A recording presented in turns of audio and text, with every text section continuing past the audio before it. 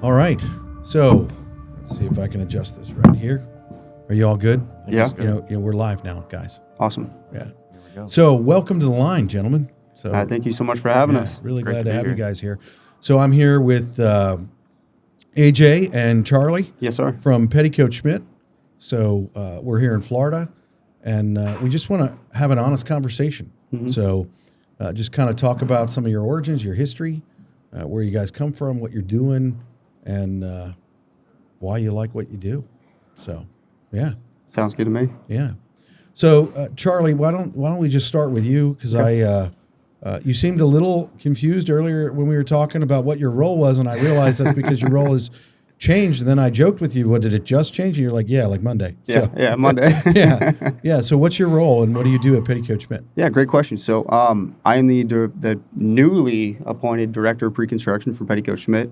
My previous tenure was a project director for the Water Resource Group. So I managed the plant building and construction for Petticoat-Schmidt for, I want to say, probably 11, 12 months. Okay. So Wow. very recent change, and running the estimating department and estimating team, just a lot of knowledgeable and really talented individuals. So really excited to get in the middle of the mix and bring us to the next level. That's awesome. That's awesome. AJ, how about you? What's your role at Petticoat? I am a project superintendent. Just got started here 5 months ago, Okay. so it's pretty exciting. Seems way longer than 5 months. I know. It seems like you've been here for years. It's good though. I mean, I love it here. It's a good fit. Yeah. So for people listening, I'll just throw this out there. Can you guys tell us a little bit about what it is that your company does, what your division is, what type of... We're a podcast about the trades, and the line, our vision is to lift the view of the skilled trades. And so with that, what industry, what trade are you guys, for people that are listening that might not know anything about you guys and your company, what do you guys do? Go ahead. Yeah, Let I'll you take head this that one. So we are a heavy civil contractor located here in Jacksonville, Florida. The founder, Ryan Schmidt, brought this company to life years ago, and we are, effectively three different groups, right? We've got the site development side, we've got the public works side, and then we've got the water resource group. And effectively all three together work homogeneously to deliver a total package from start to finish. So the plant division, they're going to build the water wastewater infrastructure that JEA would run and manage. So a wastewater plant or a water plant, providing drinking water or recycling that waste and providing reuse water at a facility that they've got. And then we've got the public works side that would do line work essentially. So all the water main, force main, sanitary sewer within the roadways. We do roadway construction, things of that nature. And then site development, we would develop sites, commercial development, multifamily development, residential development. So really just a whole package contractor that delivers the best end result to the product, or to the end user, JEA or homeowners, family developers, Lennar, KB Homes. So a lot of really wonderful groups that we get to be a part of. So you do everything outside of the four walls of a building? That is correct, yes, sir. Okay. That's okay. Yeah. So with that, AJ, you're the new kid on the block. That's right. So, and actually, I was just looking at some of our notes here. Petticoat is, and you guys say Petticoat-Schmidt. I'm like abbreviating your name, so I don't want It's to mess it either up. way, So, from so- what I'm learning, at least. Okay, so your team says it either way. Yeah. Okay. Yep. Well, I can say whatever you want. I think names are important. I find it really interesting just looking at my notes here. Your whole company's the new kid on the block. Yeah, kind of, sort of. It's I only mean- been around for 16 years. Yeah. Yeah. Yeah. Started in 2007. Mm-hmm. That's wow. It's impressive. That is impressive. Yeah. Something that definitely attracted me when I was looking for the opportunity up here. So AJ, why did that attract you? That's a really interesting statement, and I'd like to drill down on that. So coming into it, I definitely kind of knew the type of company that I was looking for, as far as organization and processes and things like that. Just because knowing myself, I do know that that's something that I need in order to stay on track for what I need to do on a daily basis. So when I started kind of diving into website and things just from afar before there was ever a conversation. That was just, seeing how young of a company they are, but also how well put together they were was very, very, attracted to me. So when you say well put together, what is that? What does that mean? Like, give me elaborate. From the field perspective, there's a lot of tools out there nowadays, like Heavy Job and things like that. They just help to paint the full picture of a project. There's a big transparency thing here at Petticoat. So being able to get all the information that I need as a superintendent in order to do my job and also own what I do. Right. So when I don't, each job is whoever the superintendent, we're expected to own that. That's your project. That's your baby. So it's almost like your own company within a company. Exactly. So they give, and the biggest thing that I found that I liked was the fact that they give you everything that you need, and if you don't have it, you ask for it, and it's something that you're going to get. Yeah, well said. Really, really well said. Yeah. Yeah. It's hard to find. Honestly, it's hard to find that now. Yeah.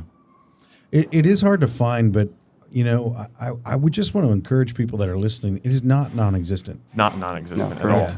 And You gotta look. I mean, it takes time. It's like shopping for a car. yeah. You don't want to be impulsive about it. Yeah. You want to know what you want and what interests you, and definitely take the time to do and go find it. So how do you find that? Like, so for you, coming from where you were before, and you were working for an industry leader before, it wasn't like you were working for a small organization, Right. And coming from there to here, how did you find out those things?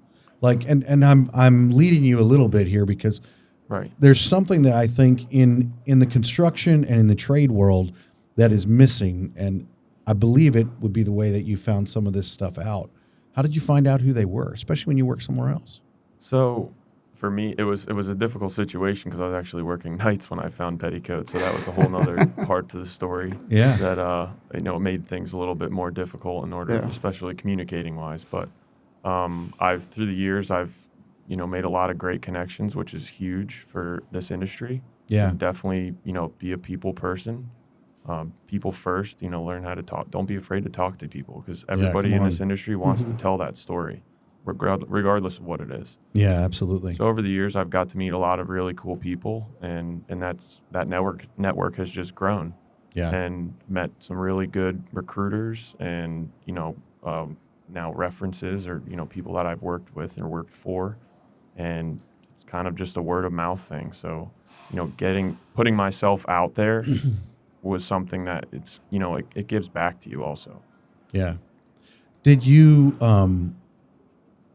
how did you do your research on them and whatnot? Where did you find it? You talk about it's a word of mouth thing, and I think one of the things that I'm pushing at is so I recently got onto the internet like within the past, I don't even know if it's been a year yet. I was told by my team that I needed to have an Instagram, that I needed to have. Oh, God. I know that I needed to have these things. And what I realized is, I took great pride in not having them. Yeah, Right. so you mean both. Yeah, I took great pride in not having them. But one of the things that I've realized in our industry is there are a lot of eyes there.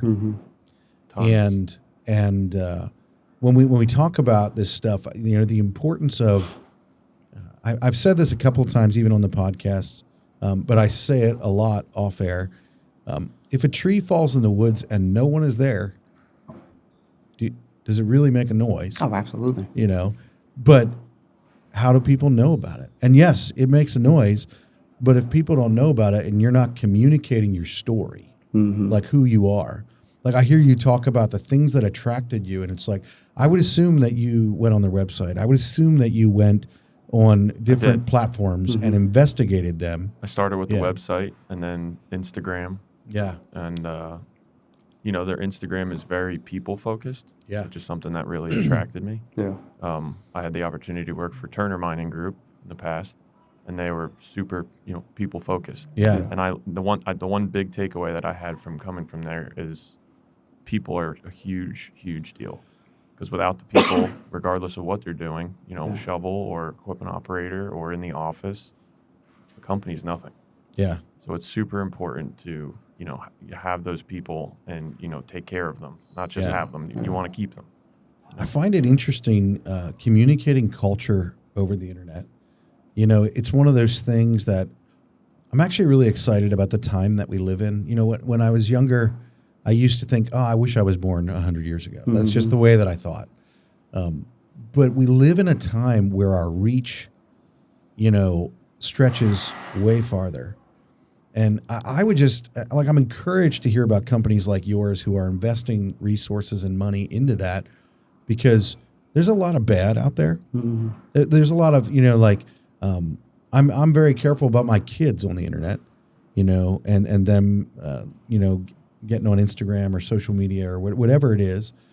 But yet that's not a reason for us to just kind of throw the baby out with the bathwater and not invest in telling a story and putting some good out there. Mm-hmm. And so it's pretty encouraging to hear that that's something that affected, that you were able to see culture through the lens of the internet. Yeah. And I hope that works, because that's part why we're sitting here. Yeah. Is we want to communicate the culture of the trades to people that don't know it. And we're hoping that even through the lens here, while you're, looking through your screen, your phone, or your iPad, I don't know, maybe you're listening in your truck through your phone. My wife asked me the other day, she goes, why don't you have any of your presets on your radio stations? And I'm like, because I always connect my phone and listen to it that way. If you hit my radio in my work truck, I think it's all AM stations, because I've never preset any of them. It's either a podcast or Spotify, which is all internet. So. Yeah, right. I would love some of our young people in our work trucks. I don't even know if they would know how to set presets in a radio anymore. Yeah. So, yeah. That's just really interesting to me.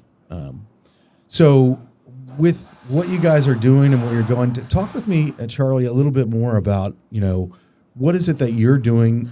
And I saw some things when I did some research on you. Yeah. You invest in the next generation a lot. Absolutely.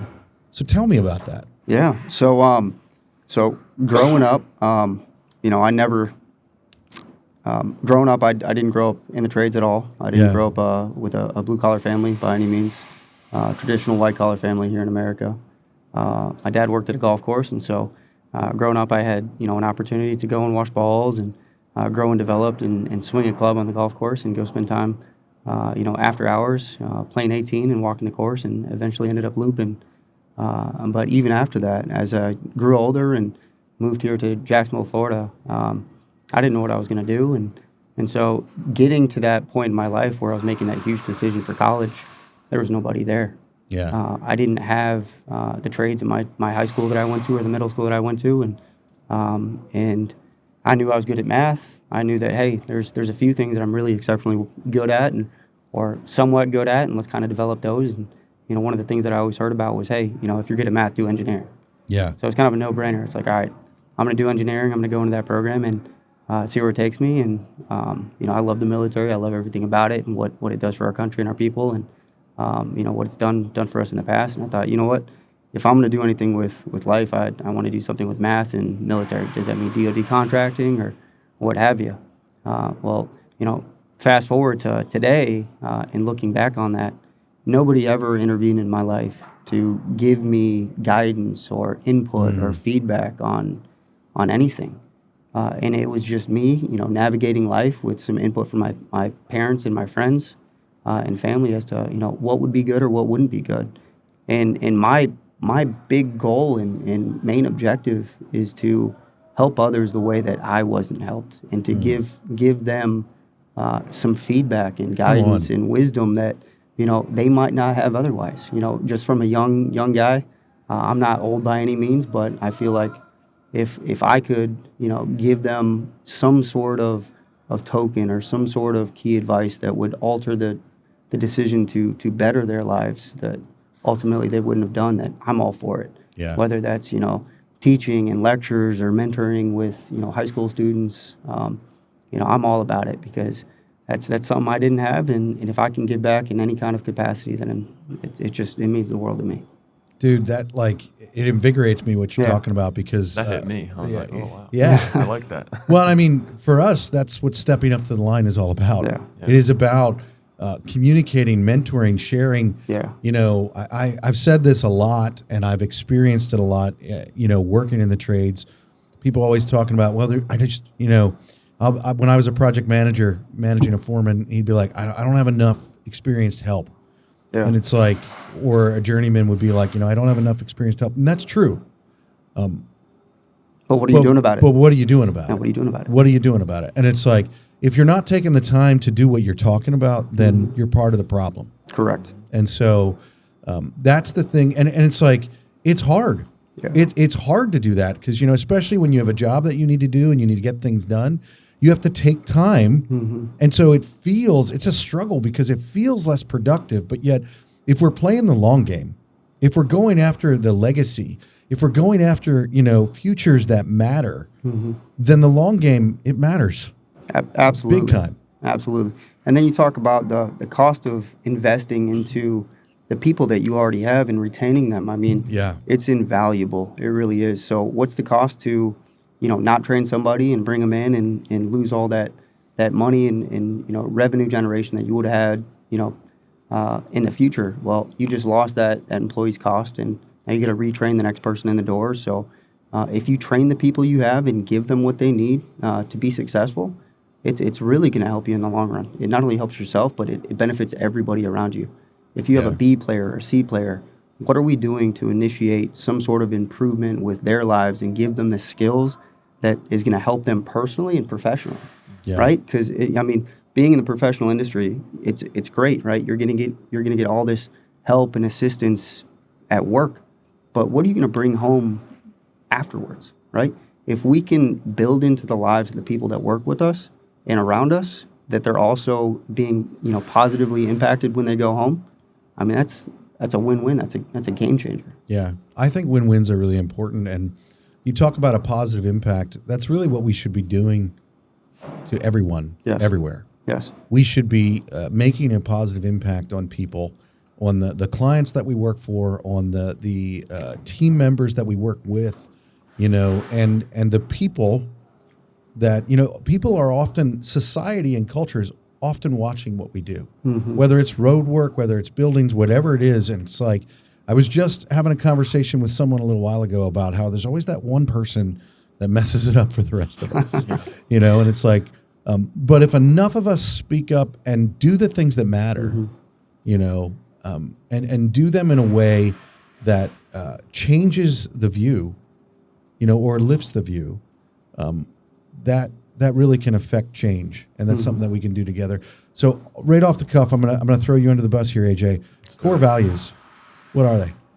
Core values. You're the new guy, so let's see how you're doing. Maybe your boss will listen to this. Maybe this will be a positive. Or with the company. Oh wow! No one has ever. He's just buying time right now. He is just buying time right now. I am buying time. Yeah, totally. That was good. That was good. Deeper. So company first. So accountability, character, and team are the values that we go. You know.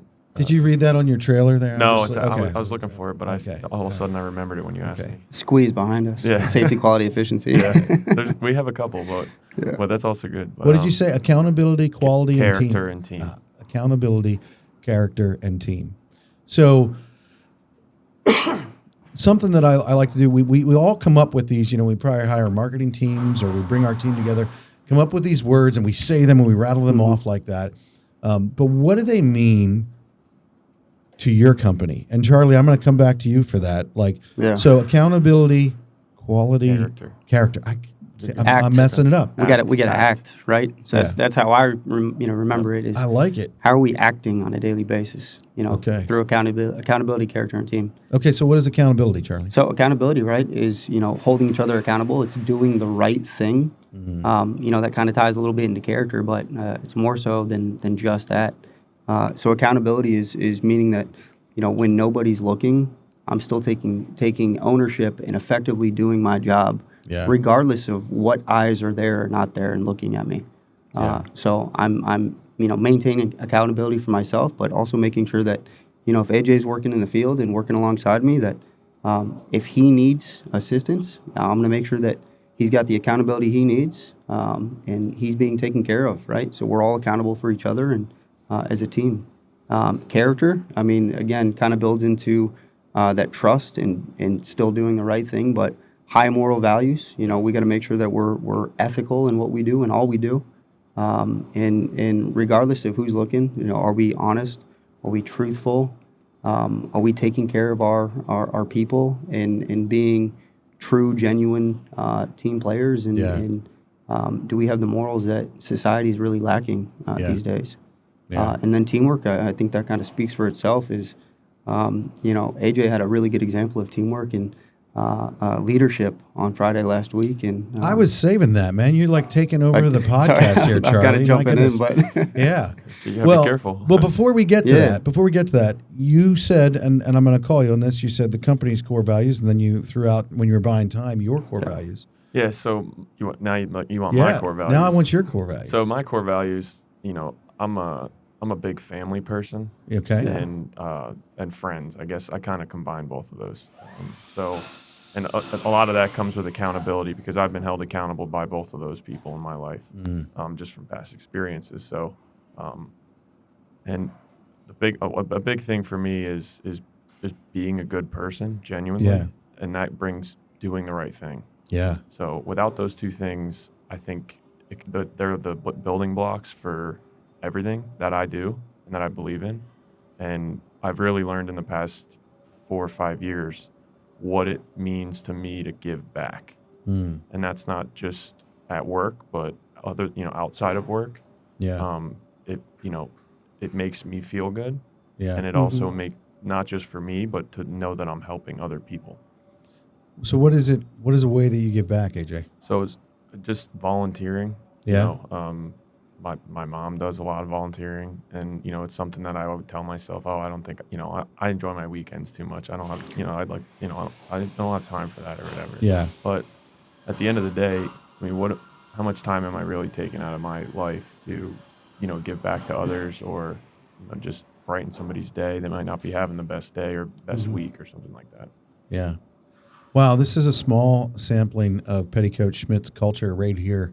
You both volunteer your time outside of work. I think that's pretty significant. I mean, and I think that people don't realize how that changes the way that you feel inside. It does. How it affects you. And part of it is I think that we're made to give back.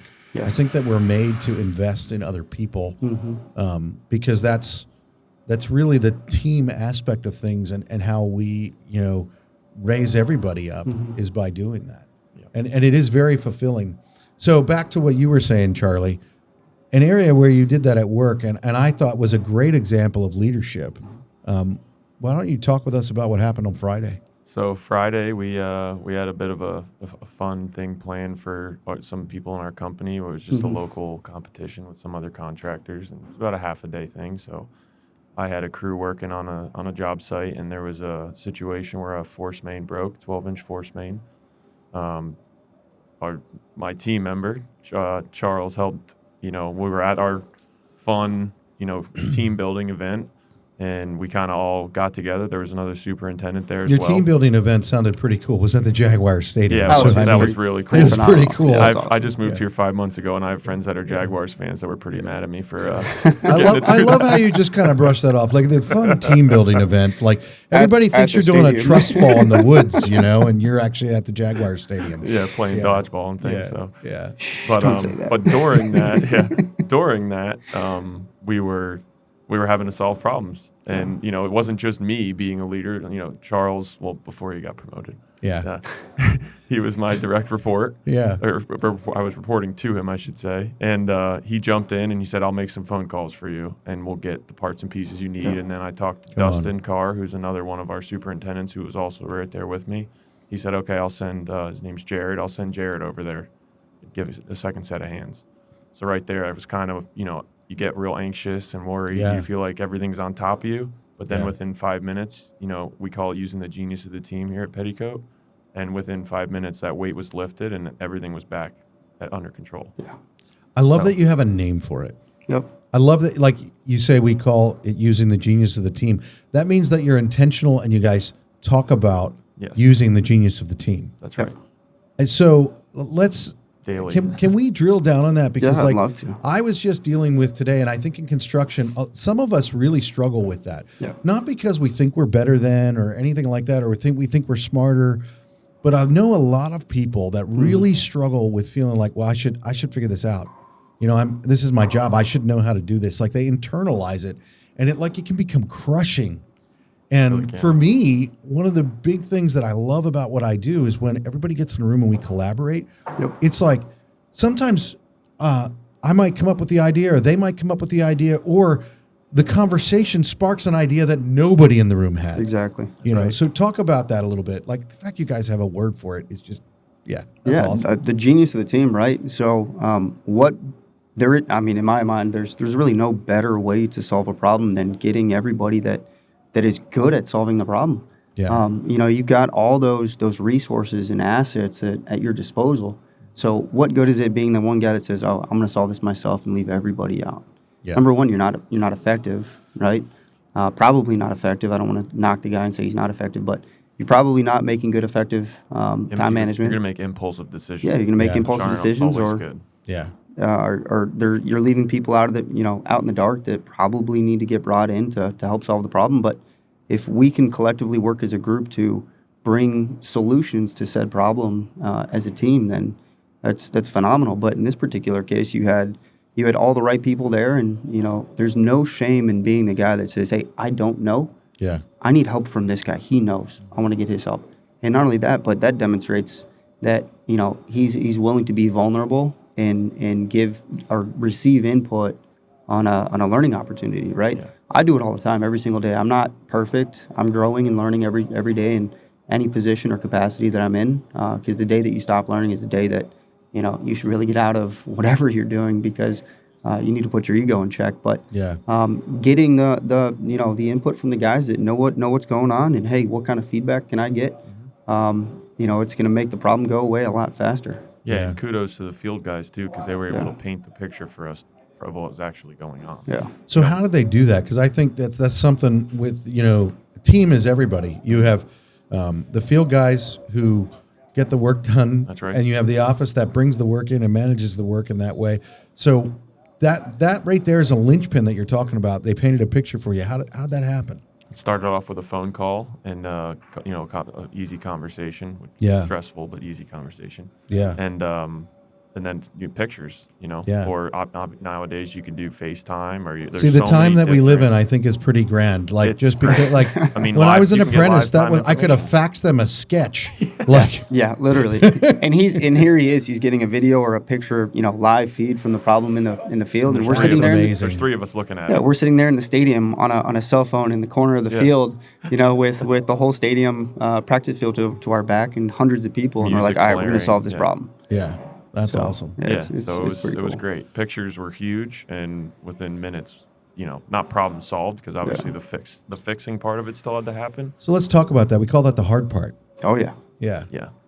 So the hard part, it sounds hard, and it sounds like it's nobody wants to do it and things like that, but there's actually a lot of pride that comes with it, and getting something fixed. Absolutely. It's a lot of people say, like, waking up in the morning and making your bed, that's your first accomplishment.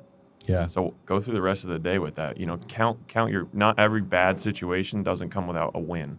Right. So you can make something good of that. yeah, Yeah. So in that situation, we finished our team building event, and most of the some people hung out and did some networking, and I didn't have that opportunity. Charles had to leave to go get something out for work at the office, and I went straight home, changed, and went right to the job site. And showed up, and the guys had a general idea what they were doing, but the specific things that we had to order to get the job done were something a little bit out of the ordinary, maybe. Right. We had to do some field fitting, some customization, and it's just a lot of problem solving. So I've been through some different situations where things have come up, and you just have to kind of think on your feet, which I really, really like doing, which is why I love doing what I do. Yeah. Being able to do that is fun. So I ended up jumping in the hole, and 4 feet in the ground, all mud. It wasn't pleasant, but we got it done in about 40 minutes. And my point of getting into the hole and helping the guys Yeah. was I wasn't trying to show anybody up or make anybody look bad. It was one, let's get it done. Our client was there watching, Oh, that makes it more fun. Yeah. It was, stressful, Yeah. but you're trying to, you have to mesh this, you have to make them happy, but also you have to, look out for the company. So I was kind of doing two things at the same time. But what a learning opportunity, though, for those guys to was see, huge. this, I call him a stud, see the stud jump into action because he brings so much experience and knowledge. And, I just think there's so much learning to be had with and the learning leading came from the middle there. And the things that I've learned in the past, most of the stuff I've learned come from mistakes that have happened. Yeah. And, how do you fix it? How do you fix it the quickest way? With obviously, safest too. But, I mean, you really are touching on something we talked about this a little bit earlier, but the difference between leadership and management.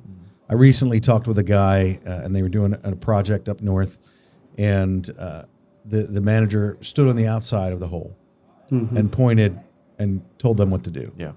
And wasn't a bad guy, but it was the difference between leadership and management. And I've been on the other side of that, on Yeah. the one down in the hole early on in my career, and I've learned pretty much from that day forward that, one, I wasn't going to stand for that because I knew who I was, Yeah. not in a disrespectful way, but in respect for myself. Yeah. And two, I'm not going to do that to people. Yeah. Well, I mean, people don't follow managers; they follow leaders. So, so here we are. We're at that place where I kind of prepared you guys a little bit for this, but I believe that mistakes are something that we learn from, and the importance of us being able to share those with other people. So I guess, Charlie, I'll start with you. What is something a mistake that you've made in your life? And it can be from wherever you want it to be from. Yeah. But a mistake that you've made that has happened, that you've done, that you've learned from, that you would be willing to share with others that they might learn from it as well. Yeah, that's tough question. Haven't been asked that one in a while. Well, the cool thing is we don't edit anything, and this is going out on the internet, which means it'll be like for Good. the whole world to see. I think everyone No should pressure. probably know. No pressure. No pressure, man. Truthfully, one of the hardest things I ever had to go through was some of the challenges I went through in college. Yeah. With personal development, trying to figure out who I was and dealing with some issues. Right. I think with me and my nature, right, I've got a pretty addictive personality. So if I'm going to do something, I'm going to go all in. Right. Yeah. If it means party, I'm going to go all in. If it means study, I'm going to go all in. Yeah. And I was trying to balance the two and realize that, over time that this negative aspect in my life was really consuming who I was and creating, a dark Charlie in my life. And it took me, countless years to, almost to the point of graduation to realize, holy shit, this is not good. Yeah. What have I done? Who have I become? Why am I the person that I am now? Something needs to change. And so I made a radical change in my life to pretty much put everything I have behind me. That's friends, relationships, to improve my life. And part of that was asking for help. Yeah. Reaching out to the people that I love the most and cared about me the most to get that input and feedback and say, hey, guys, I messed up. I can't fix this myself. I need help to recover and get better at struggling with these demons that I'm fighting, and I need your help. And so growing and learning from that, it took me a long time to really understand and be comfortable with who I was after that, and the drastic change in my life. And now we're looking at it from a 10-year fast forward. I can't believe I didn't make the decision to change my life for the better even sooner. And it's made me better in every aspect. Better as a husband and a friend and a brother and son. So don't hesitate. Make the decision sooner. You got to. Yeah. You got to. Absolutely. Well, guys, I just really appreciate you sitting down here and having this conversation with me. AJ, Absolutely. talking about, management versus leadership, talking about getting in the hole, talking about, mistakes and how we get over them. I really appreciate you guys stepping up to the line. So Thank you so much for having us. Really enjoyed it. Absolutely. All right.